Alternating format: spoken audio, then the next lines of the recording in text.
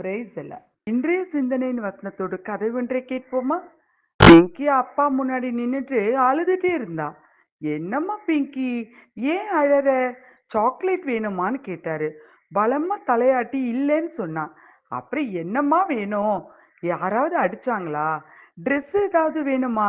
வாய் திறந்து சொன்னாதானம்மா அப்படின்னு கேட்டாரு. பிங்கி உடனே, அப்பா, எனக்கு பாட்டிய பார்க்கணும், சித்தப்பா பார்க்கணும்ப்பா அப்படின்னு சொன்னா.